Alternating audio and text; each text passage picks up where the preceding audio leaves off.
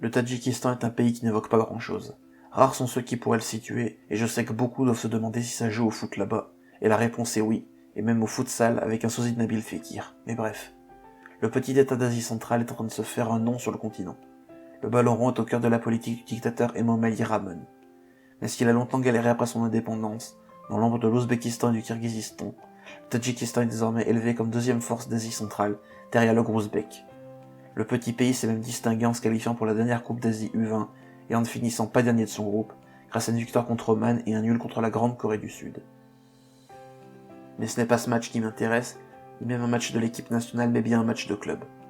Nous sommes le 24 avril 2021 et le Prince Faisal bin Fahd Stadium, vide à cause du Covid, offre un calme qui dénote par rapport à la ferveur habituelle autour des deux clubs.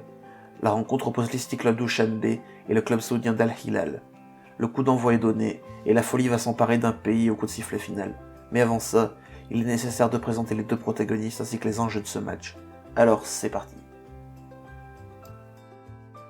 L'Asian Champions League est l'équivalent de la Ligue des Champions européenne. Si elle mériterait une série de vidéos tellement son histoire et ses polémiques sont complexes et surtout clownesques, c'est en tout cas une compétition qui tient à cœur à certains pays, et le Tadjikistan et l'Arabie Saoudite en font partie.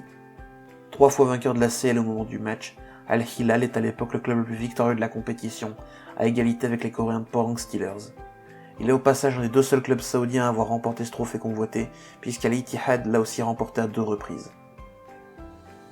Quant à l'Istiklal, c'est le club dominant de ces 10 dernières années dans son pays. Véritable équipe vitrine, elle écrase tout sur son passage en championnat. L'Istiklal a aussi plusieurs fois disputé l'AFC Cup, un genre d'équivalent de l'Europa League, où il atteint déjà 2 fois la finale, mais sans jamais la gagner. Outre l'AFC Cup, l'Istiklal a aussi été éliminé 2 fois en barrage préliminaire de la CL, en 2019 et 2020. 2021 est donc la première qualification pour les phases de poule pour le club de Dushanbe, qui devra porter haut les couleurs d'une équipe, et plus généralement d'un pays, et de tout ce qui a été mis en place par la fédération. Les tirages au sort débutent, et le groupe de l'Istiklal est relevé. Tout d'abord la GMK, 3e du dernier championnat ouzbek, un club ambitieux en pleine ascension. Ensuite, le Shabab Al-Ali Dubaï, un cadre du championnat émirati, finaliste de la CL en 2015. Mais la plus grosse menace, vous l'aurez compris, elle se nomme Al Hilal. Top petite voix off, je me rends compte que plus tard dans la vidéo, je dis qu'Al Hilal va gagner le match retour de la phase de poule contre l'Istiklal 3-1. Je me suis en fait mélangé dans les dates, la victoire 3-1 d'Al Hilal a en fait lieu avant le match que je traite dans cette vidéo. Bref, vous allez comprendre, bonne fin de vidéo. Nous sommes désormais en début de soirée. Le soleil a laissé sa place à la pénombre du stade de Riyad. Personne ne compte faire de cadeaux et chacun aligne un 11 de qualité. Côté Istiklal tout d'abord, le coach Ergachev reste fidèle à son 3-5-2. Au cage, l'exceptionnel Roustam Yatimov, qui à ce moment-là a 23 ans le gardien le plus prometteur d'Asie centrale. Devant lui, le duo d'Ukrainiens Oleksiy Larin et Andriy Mishchenko forme avec le jeune Zohir Djoribaev une défense ultra compacte et complémentaire. Sur les côtés, on a 2 pistons assez défensifs avec le jeune Manoucher Safarov et Artam Nazarov, 21 et 29 ans. Dans le milieu à 3 ultra technique, on constate que Shahrom Suleimanov est préféré au japonais Ryota Noma, qui a un volume de jeu plus faible. Ce milieu va énormément travailler, densifiant le bloc en phase défensive et se projetant ensuite rapidement vers l'avant. Et pour construire le jeu, il y a le très bon Noureddin Davronov, mais surtout Alisher Jalilov, un joueur de grande classe qui manie magnifiquement le ballon. Tout ce bloc sera mis au service du duo d'attaquants sublimes, l'expérimenté Manoucher Jalilov, le plus grand attaquant de l'histoire du foot tadjik, ainsi que le prometteur Rustam Soyrov, 19 ans. 2 joueurs redoutables face au but. Et notons aussi la présence sur le banc de Vardat Ranonov, un jeune central aussi très prometteur. Du côté d'Al Hilal, l'équipe fait peur. Tous les joueurs saoudiens sont internationaux.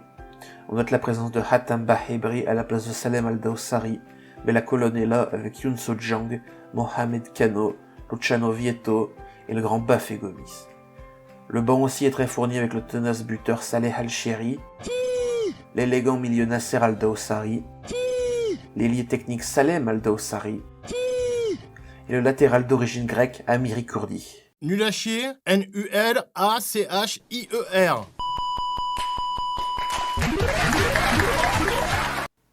Les joueurs sont sur le terrain, le coup d'envoi est donné.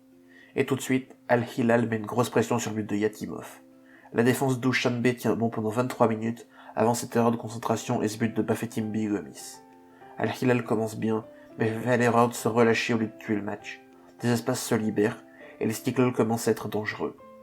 Sur un centre à ras de terre magnifique du milieu Alisher Jalilov, l'expérimenté Manoucher Jalilov se place parfaitement et pousse la balle au fond. Ça fait un partout. Et Al-Hilal commence à douter. Au lieu de se remobiliser, le club saoudien va finir par sombrer, inoffensif devant et totalement perdu lors des contre-attaques.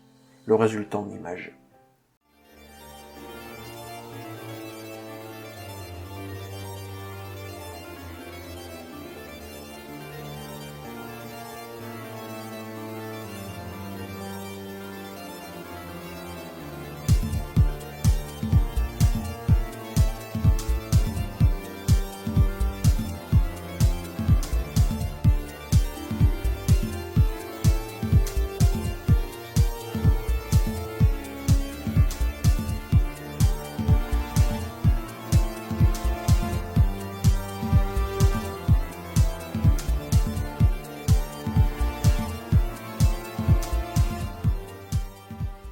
Oui, 4 buts à 1 à la 52e, un scénario absolument fou. Je sais que certains ont du mal à jauger le niveau, il faut imaginer le Real Madrid perdre 4 buts à 1 contre le Slovan Bratislava.